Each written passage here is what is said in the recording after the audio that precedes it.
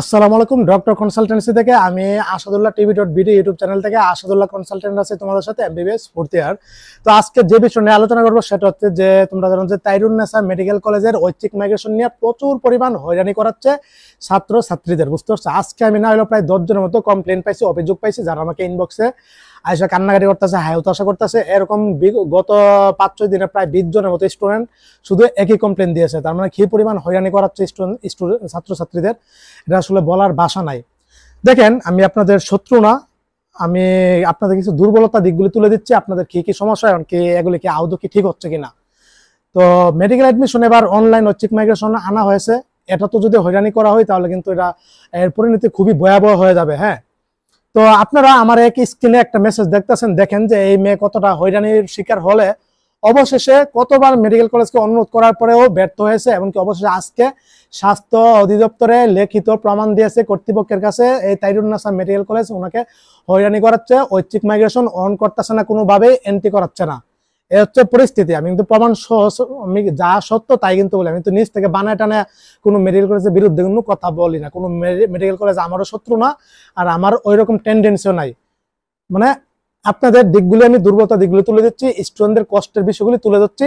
এই ভিডিও অনেক আছে, যারা আমাকে চিনে ওরা তো অভিযোগ জানে আমার কাছে, আর যারা এরকম না হলে আরো অজস্র জন আছে যারা নিজে নিজে মানে অনেকে হয়তো বিষয়গুলি বুঝে না, মেডিকেল কলেজ যা বলে তাই মান্য নেয়, ভাবে ঐচ্ছিক মাইগ্রেশন বলতে কিছু নাই, মানে হয়রানি করা। দেখো তোমরা, কিছু কিছু মেডিকেল কলেজ এমন আছে যে বলতেছে সেকেন্ড ঐচ্ছিক মাইগ্রেশন বলতে কিছু নাই, কিছু চালুই হয়নি, এই সে অবস্থা। এখানে যে কত প্রকার ঝামেলা করতেছে বলা পারে না। কিছু কিছু মেডিকেল কলেজ বলতেছে 60% টাকা দিতে হবে, তাছাড়া নাহলে ঐচ্ছিক মাইগ্রেশন অ্যাক্টিভ করবে না। আর কিছু কিছু মেডিকেল কলেজ আছে, যেমন ওনারা যেটা বলতেছে তাইরুন্নেসা, যে আমার ওদের মানে সার্ভার নাকি ঠিক হয়নি। ভাই, এটা একদম ফালতু কথা। সার্ভার একদম ঠিকঠাক আছে, কোনো সমস্যা না। আপনারা এন্ট্রি করে দিয়ে দিলে স্টুডেন্ট অনলাইনে ঐচ্ছিক মাইগ্রেশনটা আবেদন করতে পারবে। সিলেটের একটা মেডিকেল কলেজ, এটা হচ্ছে ভর্তি হয়ে আসছে স্টুডেন্ট 5 দিন আগেই। ওনারা বলছে যে প্রথম দিনে অ্যাক্টিভ করে দিয়েছে, সবকিছু ওকে করেছে, কিন্তু মাইগ্রেশন অ্যাক্টিভ হয়নি। অবশেষে আমি গতকাল রাত্রে ফোন দিছি যে স্যার এমন স্টুডেন্ট 4-5 দিন আগে ভর্তি হয়েছে, এখন এটার মাইগ্রেশনটা অ্যাক্টিভ করানো হচ্ছে না কেন। ওনারা বলতেছে আমরা তো এন্ট্রি করে দিয়েছি, বিষয়টা আসলে এন্ট্রি করেনি, ওনারা না করে বলতেছে করে দিয়েছে। এন্ট্রি না অ্যাক্টিভ না করলে তো আমি অনলাইনে আবেদন করতে পারবো না। তো ওনারা হয়রানি করবে। যেমন তাইরুন্নেসা মেডিকেল কলেজ বলতেছে যে আজকে করতে 5-6-7 দিনে এরকম কত ঘুরানো যায় একজন স্টুডেন্টকে, একজন ছাত্রকে। তো একটা হয়রানি, একটা বেস্তি, একটা প্যারা। অনলাইন ঐচ্ছিক মাইগ্রেশন আসছে, এটা আপনার দায়িত্ব, মৌলিক অধিকার, আপনারটা আপনি চালু করে দিবেন। স্টুডেন্ট থাকবে কি থাকবে না এটা স্টুডেন্টের ব্যক্তিগত ব্যাপার। স্টুডেন্ট যদি এখানে না থাকতে চাই, আপনি জোর করে তো রাখতে পারবেন না।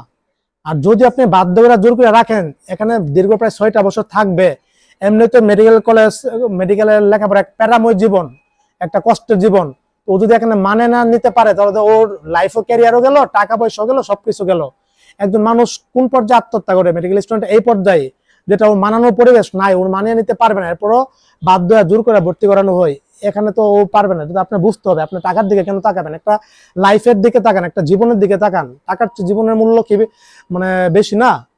তো এভাবে হয়রানি করাটা ঠিক হয়নি। আপনাদের অতিরিক্ত অভিযোগ পাওয়ার কারণে কিন্তু আপনাদের বিরুদ্ধে আমি কথা বলতেছি।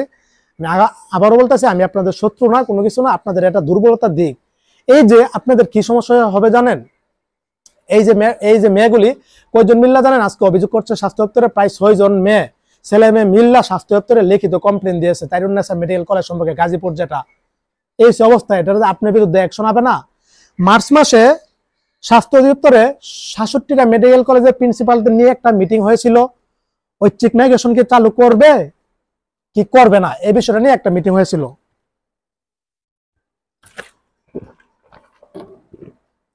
তখন এই মিটিং এর উদ্দেশ্য কি ছিল আমি যতটুকু জানতে পারছি, ওইখানে শ্বশুরে উপস্থিত ছিল আমাদের একজন পরিচিত লোক। ঐচ্ছিক মাইগ্রেশন অন করা বিষয়ে আলোচনা হয়েছে।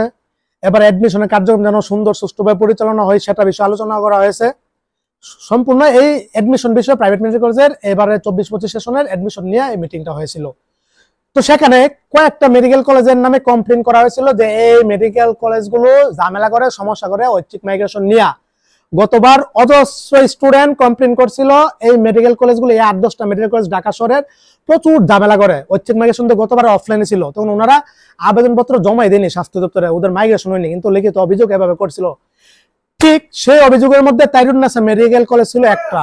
এমনকি ওনাদের কিন্তু অনেক অপমানও করা হয়েছিল যতটুকু জানতে পারছি। তাইরুন্নেসা মেডিকেল কলেজ খুবই, আর আমি তো এটা এখন প্রমাণ পেয়ে গেলাম হাতে নাতে। আমাকে অলরেডি 20 জন স্টুডেন্ট শুধু কোম্পানি জানাইছে ভাই এমন এমন ভর্তি আসছে সেই কবে, ওনারা বলতেছে আজকে আজকে আজকে না কালকে কালকে অ্যাক্টিভ করে দিবে কিন্তু দিচ্ছে না। আজকে 10 তারিখ, কালকে 11 তারিখ পরের দিন কিন্তু ভর্তির লাস্ট ডেট, অ্যাক্টিভের শেষ মানে মাইগ্রেশনের লাস্ট ডেট 12 তারিখ বেলা 12টা পর্যন্ত। তো আপনি কখন অ্যাক্টিভ করাবেন? শেষ পর্যন্ত এমনি সার্ভারের সমস্যা হয়ে যায়, যেটা নিজস্ব যে সার্ভারটা আছে। আপনি এটা হয়রানি করতেছেন না। আপনারা হয়রানি টয়রানি করে বলবেন অবশ্যই মাইগ্রেশন করতে পারবেন না, আপনাদের এখানে থাকতে হবে। এটা হচ্ছে আপনাদের মেন প্ল্যান, মেন উদ্দেশ্য। আপনাদের সমস্যা হয়ে যাবে, যেটা সত্য কথা। এই হয়রানি করেছে বিদায় কিন্তু ঐচ্ছিক মাইগ্রেশনটা আনা হয়েছে। স্বাস্থ্য অধিদপ্তরের কাছে আমি অনুরোধ করতেছি সামনের বার, এবার যত এটা অনেক মেডিকেল সমস্যা করতেছে অনলাইন ঐচ্ছিক মাইগ্রেশনও, সামনের বার আপনারা এমন পোর্টাল এমন সিস্টেমটা চালু করে দেন যাতে কলেজের কোনো অ্যাপ্রুভাল না নেওয়া লাগে, কলেজের কোনো অনুমতি না নেওয়া লাগে। স্টুডেন্ট ভর্তি হওয়ার পরে যেন সরাসরি ঐচ্ছিক মাইগ্রেশন যেন অ্যাক্টিভ হয়ে যায় পোর্টালের মাধ্যমে, এই ব্যবস্থা আপনারা করে দিবেন, আমার অনুরোধ রইল।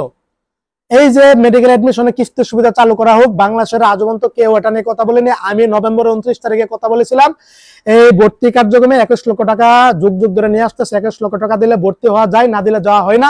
এই আমি আসাদুল্লাহ সর্বপ্রথম নভেম্বরের 29 তারিখে এটা নিয়ে ভিডিও তৈরি করছিলাম। উনি সেখানে বলছে যে এইভাবে কিস্তি আকারে করে দেওয়া হোক, প্রাইভেট মেডিকেল কলেজগুলিতে ভর্তির সময় কিছু দেওয়া হোক, তারপরে গুলি আস্তে আস্তে 2-3টা কিস্তি করে দেওয়া হোক। এটা অনেকের জন্য, মধ্যবিত্ত গরিব পরিবারদের জন্য ডাক্তার হওয়ার স্বপ্ন পূরণ হবে। অবশেষে আলহামদুলিল্লাহ সেটা কিছুদিন পরে কিন্তু কার্যকর হয়ে গেছে। এমনকি প্রতিবাদ ভিডিও তৈরি করছিলাম অনলাইন ঐচ্ছিক মাইগ্রেশন চালু করা হোক, এটাও কিন্তু কার্যকর হয়ে গেছে। আপনারা এই সমস্যাগুলি যেহেতু করতেছে কলেজগুলি, ওদের বিরুদ্ধে স্বাস্থ্য দপ্তরের কাছে অনুরোধ রইল, অ্যাকশন নেন, পদক্ষেপ নেন। তাহলে এসব স্টুডেন্টদের হয়রানি করাচ্ছে, এখানে লাখো লাখো টাকার খেলা মামলা, এখানে যদি হয়রানি করায় তাহলে কিভাবে? অনেক কলেজ গাজীপুরে শুধু এটা না, তাইরুন্নেসা না, গাজীপুরে আরেকটা কলেজ আছে সিটি মেডিকেল কলেজ, এটা তো চরম পর্যায়ে হয়রানি করাচ্ছে। বুঝতে পারছেন? এই হচ্ছে আরো অনেক কলেজগুলির নাম বলতে পারবো। হয়তো কলেজ কর্তৃপক্ষ দেখেন, আমি এর আগেও 1-2টা মেডিকেল কলেজ নিয়ে ভিডিও তৈরি করছিলাম, ওনাদের ভর্তি হতে কি কি হয়রানি করে। ওই ভিডিও দেখে কিন্তু অজস্র প্রায় 30-40 জন কিন্তু ঐচ্ছিক মাইগ্রেশন করে চলে গেছে প্রথম সার্কুলারে আবেদনে। সুতরাং এই জিনিসগুলো আপনারা করেন, এগুলি সমাধান করেন। এটা ঠিক না। স্টুডেন্ট না থাকতে চাইলে আপনি ওকে কি দূরে বাইরে রাখতে পারবেন? ওর যদি মন না বসে, মাইগ্রেশন চালু হয়েছে সবাই ট্রাই করবে, স্বাভাবিক। মাইগ্রেশন না হলে আপনাদের এখানে তো থাকবেই। আপনারা এত চেষ্টা যদি হন, স্টুডেন্ট পেয়েছেন স্বাস্থ্য দপ্তরে, সিট ফাঁকা থাকলে আবার পাঠাবে। বুঝতে পারছেন না? টাকা তো কোটি কোটি টাকা এমনি ইনকাম হয়, লাভ হয়, তারপর কোনো স্টুডেন্টদের সব হয়রানি করান, এগুলো ঠিক না। দেশের মানুষ দেখো, কোনো প্রাইভেট মেডিকেল কলেজ চাই না তুমি একজন ভালো ডাক্তার হয়ে বের হও।